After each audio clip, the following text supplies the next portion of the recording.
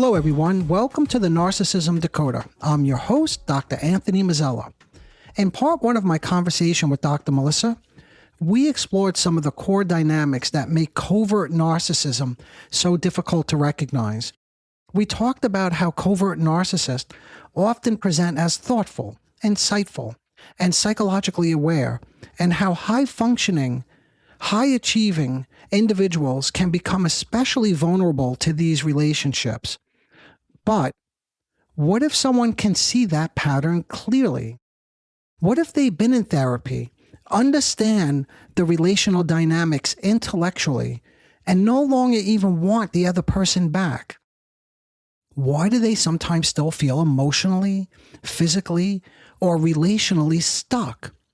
Why do these patterns continue to repeat in subsequent relationships, even when the narcissistic relationship itself is over? As you'll hear, Dr. Melissa and I occasionally approach these questions from a somewhat different perspective. Her work focuses heavily on trauma responses, nervous system adaptations, and the patterns that continue long after the relationship has ended. My own orientation, as many of you know, is more psychodynamic. I'm often interested in what remains psychologically unresolved, the meaning these relationships come to hold, why certain patterns repeat, and what hopes or longings may still remain alive. I think this ongoing tension between our perspectives makes for a rich conversation. But let me know what you think. So this conversation becomes less about leaving a narcissistic relationship, and we touch on what it actually means to heal. That's what I was trying to get at in my questions to Dr. Melissa. Now, I'm not sure if that was fully flushed out, and I think I'm going to do a subsequent podcast specifically to the healing once the relationship has ended and why it's so difficult to get out of it. In other words, it's psychological and nervous system effects continue to have a grip on you. That's what Dr. Melissa and I discuss. We explore a lot more, such as what does healing actually require? Is it simply understanding the pattern, or does change require something more? I'm excited to share the rest of this conversation with you, so let's get right into it.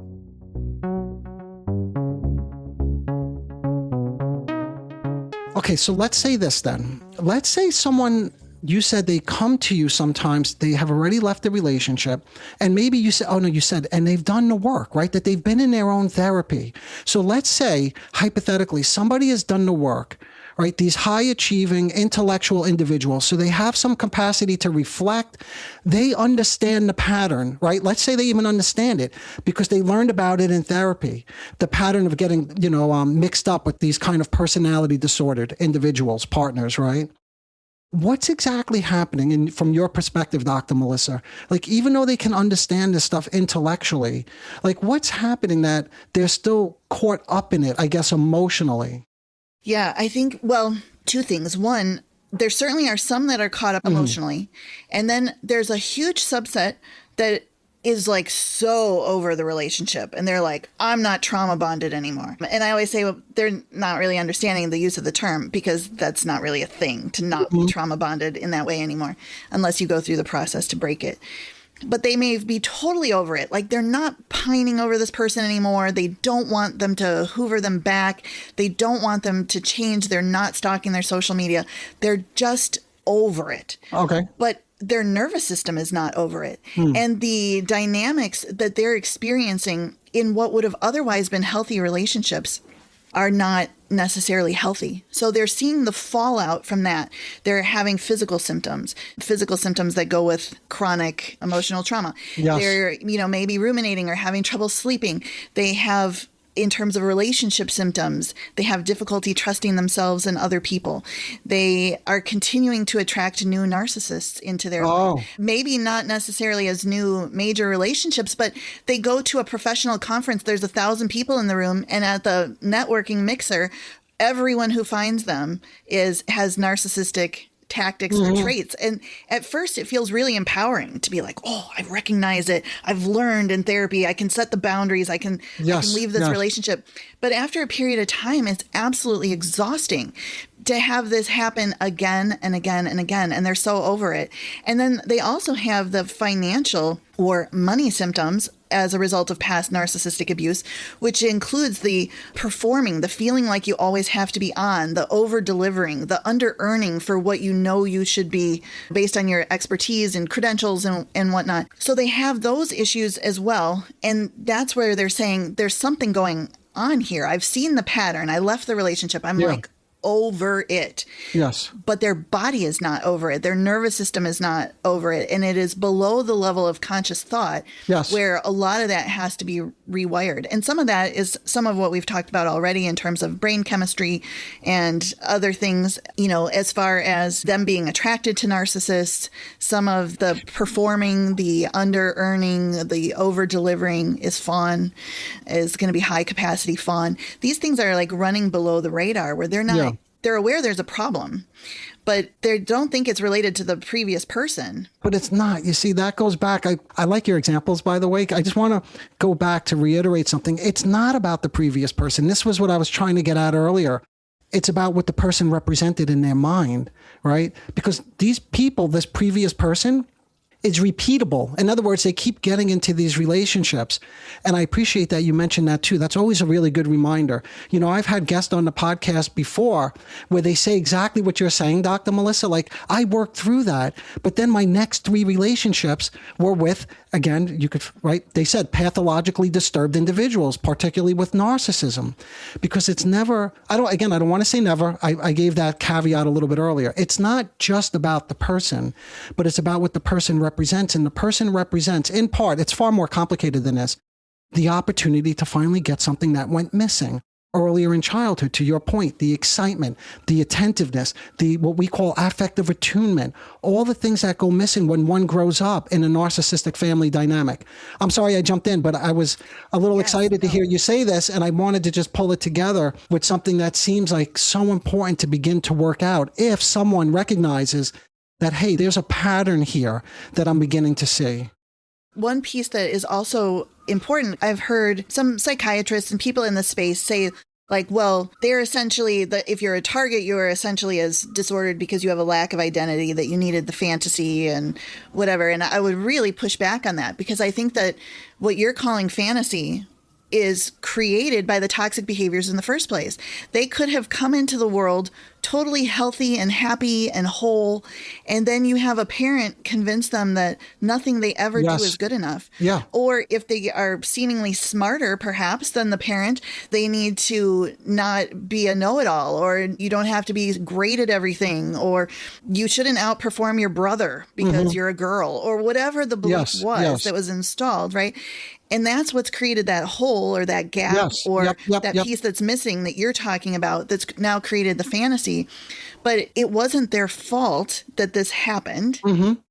But it is absolutely their responsibility to do something about it now if they would like this to resolve. Yes. And the great thing from my standpoint is that's totally possible. So, okay. So developmentally, they do come into the world, as you said, maybe, I wouldn't say with those emotions that you mentioned, plus other emotions as well. Like, they are happy and looking for engagement. You know, this is the whole thing about cooing and smiling and eye contact. But they also come into the world, depending on what theory you subscribe to, with frustration and aggressive impulses. Like, they need those to survive too. But what happens is, over time, the parent cannot tolerate different emotions. So they need to have a compliant child. You see what I mean? So the child needs to behave in a certain way for the parent to feel whole or integrated, or like they're doing a good job as a parent. So I just wanted to add that piece, because that's what never really gets integrated then. I don't want to say this in such an absolute way, because development continues over the course of a lifetime. And one can meet, like, have a good coach, for instance, or a very influential teacher, or, to your point earlier, really good friends. and get some of what went missing. But what you're describing, just to go back to your case example, something happened in the course of development that either they couldn't take in or they didn't find that person for whatever reason. So that's why this is called the repetition compulsion. They keep repeating something that was already traumatic.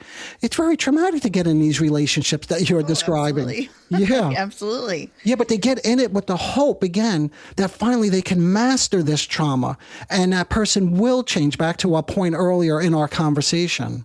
Well, and I think that this, again, is where most covert narcissists, I don't believe, are doing things consciously. It's below the radar for them as well. Unless they're malignant covert, they're not consciously doing any of it, right? Mm-hmm. But they're so good at reading people, and they are so emotionally attuned, not because they care, but because they know you cringe a little when, your loyalty gets challenged, maybe even by someone else, a coworker, a friend, someone else.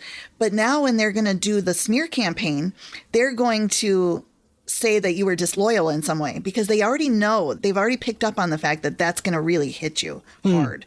Or when they're love bombing you in the beginning, they're going to really talk about how wonderfully loyal you are to your family or to your company. Well, let me give a different interpretation. It's not that yours is right and mine is wrong. There's just different ways to interpret this.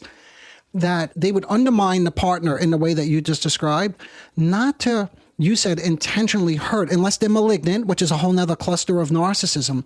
But if they undermine the partner, which that allows them to feel up again. You see what I mean? Like if their partner is down and diminished or at wrong, they are then, remember going way back to when we were defining covert narcissism, one important thing is to feel morally correct. So they always have the moral high ground.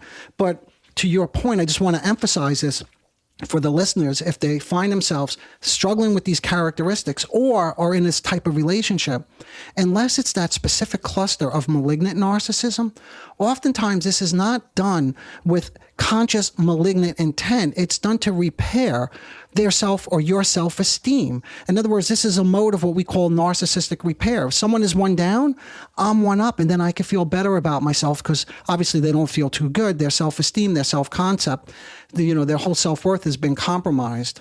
No, absolutely. And that's a profound source of narcissistic supply for them, which they require to regulate their emotions, to regulate their self-esteem, to function in the world. I find that most coverts are really in it for the long haul, which also really confuses a lot of people because they think, the overt moves from one person to the next, and it kind of never looks back. But the covert, I have clients that I'm working with now who are in the relationship for 40 years. I have one who is in for 50 years. The covert is going to get most of their narcissistic supply from the flying monkeys, the other people who are tending to them because, this person is so mean or they just don't understand you or whatever. So a lot of the tactics and a lot of the supply comes in a way that's not even clear to the target as far as seeing what's going on until long after they're gone. Yeah. So let's finish up with this note, because I think it would be helpful if we could leave the listeners with a little bit of, I'm not being overly Pollyannish, but a hopeful message, right? So we'll go back to your case example as a way of pulling this together. So someone comes to you, they've been in these relationships, they say, I'm over this person. Now they've been in therapy, they don't want this person in their life anymore, but they've recognized that they continue to repeat this pattern, something I called the repetition compulsion a little bit earlier. So what is healing from your perspective? What does healing require? It's obviously much more than just acknowledging that there's been this pattern, or maybe I'm susceptible, or I just happen to find these covert narcissistic individuals. So what actually then leads, from your perspective, what leads to healing? We actually have a 6-step process that we lead people through. So the first step is clarity for the mind, because the mind wants to understand. Why did they think I was like the best relationship they ever had one minute, and the next minute they're saying I never loved them? The mind wants to understand what is going on. So there's this component of clarity for the mind that they may have gotten some of in therapy, or sometimes they don't. They learn other skills in therapy, and this part comes later. Then we move to clearing out any rumination, because the ruminating thoughts themselves are designed to keep you stuck and to keep your nervous system stuck in a way that it can't move forward. So I like to clear that out. And then I like to clear out the drama triangle, because most people, especially the high achievers, feel that they're forced to either be in the position of rescuing someone or being the bad guy. It's like, those are my only two choices, rescue or be the bad guy. And they've just over that pattern. So we really work on their role in the drama triangle. And at this point, we're working at a body and nervous system level as well. This can't just be done in the mind, but clear that out. Then breaking the trauma bond so that there's no longer, once you see how the trauma bond was formed, it's no longer appealing to have someone who is acting super attentive. Like, you no longer need it anymore. It's kind of like once that part's been broken, you're not subject to that anymore. So you start to recognize now, oh, here's someone else who's love bombing. I am like totally not into that. And even better yet, you start to really repel them, because when their love bombing doesn't work on you, even if you don't say anything about it, but it just doesn't work on you, it's not made you, you know, wake up thinking about them and wanting to reach out or whatnot, they'll move on to someone else where it is going to work. And then that process of breaking the trauma bond reveals what I consider all the gold. All of those false beliefs that are sitting there, whether it's the I'm not enough, I'm too much. Most high achievers have both of those at the same time. Imagine, I mean, it just wreaks havoc. Or, you know, if it's an I'm not worthy, or I'm not lovable, or I'm different, or I'm wrong, or whatever, or being afraid of being wrong. Those are all revealed when you break the trauma bond. And then it becomes very, I won't say easy, but it becomes very doable to rewrite that in terms of almost like rewriting your own operating system and code. And the trauma responses are unhooked throughout that process. And once I find that clients have really connected to the truth of who they are, it doesn't matter what the other people are saying at that point. There's no need to prove that your version of the story is correct. There's no reason to make people, you know, believe that this was the truth. There's all of that desire is gone, and all of those symptoms, the physical, mental, emotional, relationship, financial symptoms that we talked about earlier, are really resolved. So that's kind of the path that I see and walk people through starting after therapy, that really gets them connected to who they are, where this is just not an issue again. Oh, well, what a thorough and very thoughtful process. Thank you so much for sharing that. I really appreciate it. And I appreciate you coming on the show and sharing your perspective of this. So thank you again, Dr. Melissa. I just wanted to thank you, and hopefully we'll get an opportunity to do this again. I hope so. This was great. Thank you very much for having me. You're welcome.